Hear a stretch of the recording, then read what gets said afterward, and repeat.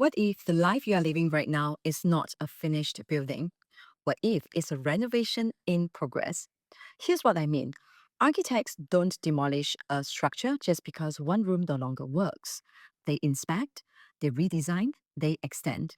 And the most fulfilled people I've met in midlife, the ones who genuinely thrive in their 50s and 60s and beyond, they do exactly the same thing. Not by burning everything down, by building with intention. And there is one part of this process that most people skip entirely, is the part that makes the biggest difference. Hi, I'm Alice from Prime Midlife and welcome to Midlife Unfiltered. By the end of this video, I'm going to show you exactly how it is. We are not passive residents of our own lives. We are the architects. And that distinctions changes everything about how you approach the years ahead. Architecture isn't just about building from scratch, it's about inspecting what already stands, figuring out what's load bearing, your core values, your real strengths, your deepest relationships, and what's ready to be renovated. Then designing extensions that serve the person you are becoming, not the person you were 20 years ago. That reframe alone shifts you from a passive relationship with your own life to an active one. There is a researcher I love, Dan McAdams, a narrative psychologist at Northwestern University.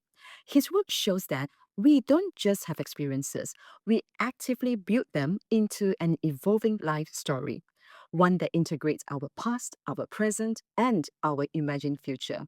That story gives us unity, purpose, and a sense of self. In other words, the structure of your story is the structure of your life. And just like a building, that structure can be inspected, updated, and extended. There is an architectural signal a renovation is overdue. And the first shift is simply this: stop asking, what is wrong with me? Start asking, what does this structure need? Before any architect draws a new plan, they survey what already exists.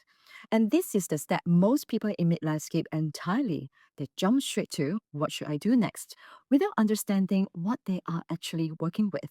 So here's how to inspect your current structure. First, review your key life scenes, the high points, the low points, the turning points, the moments of real challenge. And as you do, look for two patterns that McAdams research identifies. First is the redemption sequences, where something difficult led to growth, connection, or a new direction. And then there are these contamination sequences, where something good got overshadowed by what came after. Your mental health trajectory is shaped significantly by which of these patterns dominates your story. Second, audit four structural pillars: your relationship with time. Are you living as though you have unlimited runway? Or is there a useful urgency beginning to clarify your priorities? Your emotional signals. What persistent feelings, restlessness, numbness, quiet grief are pointing to areas that need attention? Your identity scripts. Which roles and self descriptions still fit?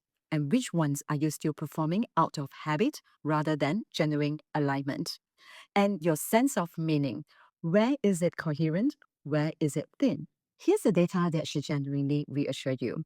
The MIDUS study, a major longitudinal research project out of the University of Wisconsin-Madison, tracked thousands of adults across decades.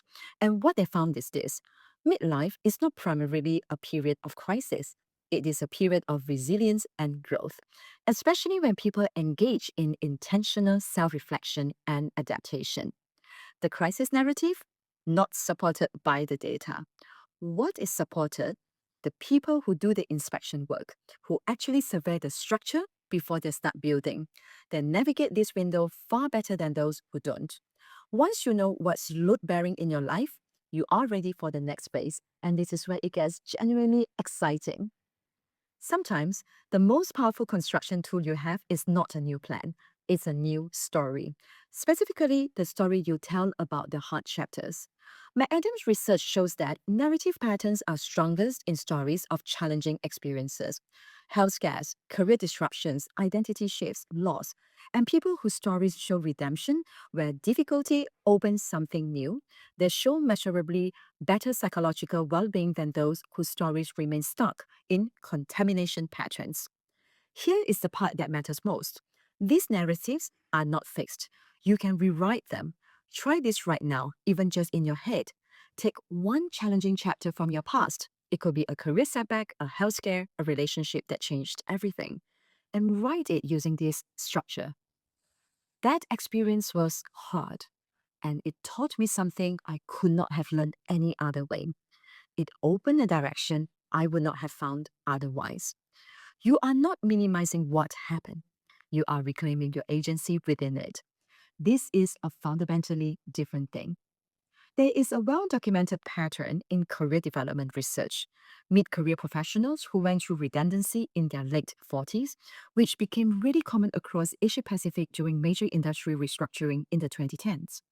Those who worked with counselors trained in career construction theory, a model built entirely on reauthoring your career story, they reported significantly higher confidence and clearer direction within 12 months compared to those who focused only on skills retraining.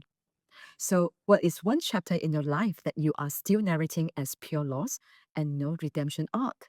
Drop it in the comments. Don't need to share the detail, maybe just a theme. It could be your career, health, relationships, identity.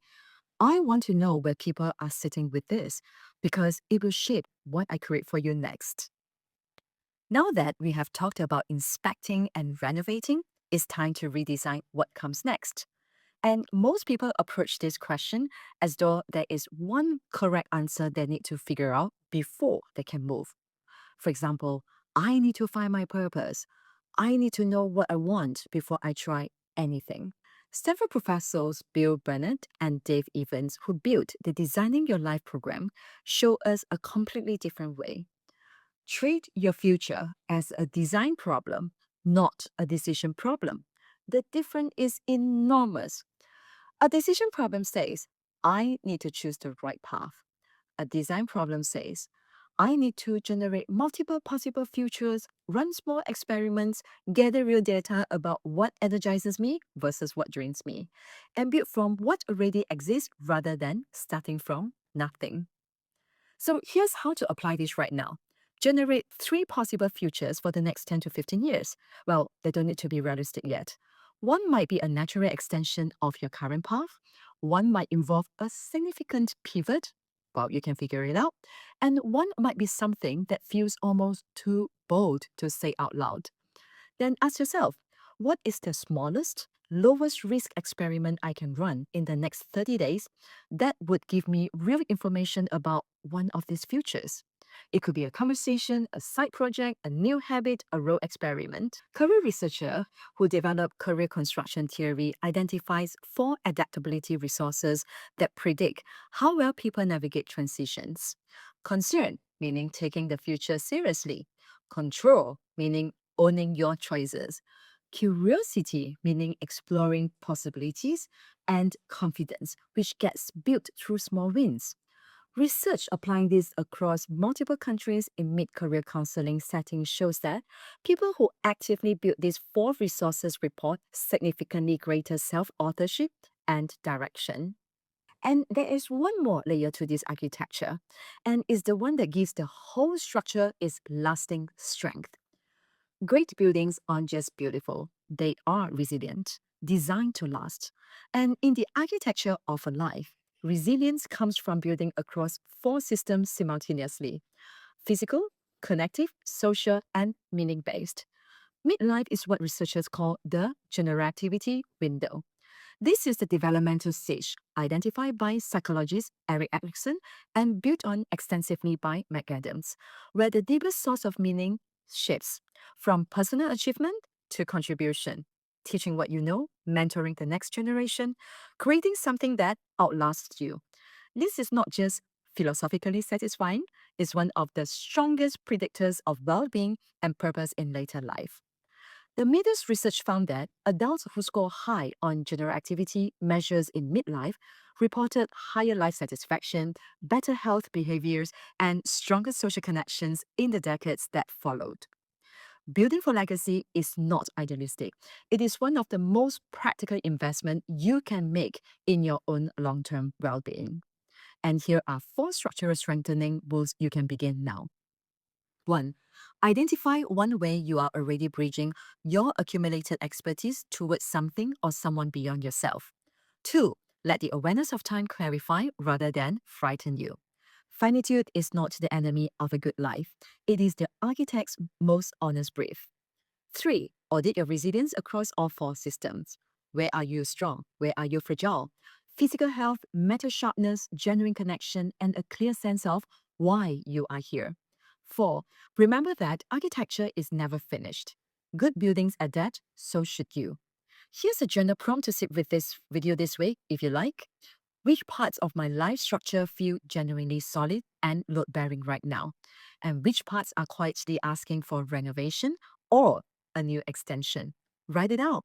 The answer will tell you more than any personality assessment ever could. And of course, this is not about perfection, and it's certainly not about radical reinvention for its own sake. It's really about thoughtful renovation, honoring strong foundations while creating space for what matters most now. People who actively engage in this architectural work, revising their stories, prototyping their futures, realigning their identity and meaning, Midlife gives you the raw materials, experience, perspective, and urgency. The question is whether you will use them. And if this resonated, please subscribe. We will cover more chapters like this and drop a theme in the comments below. See you in the next one.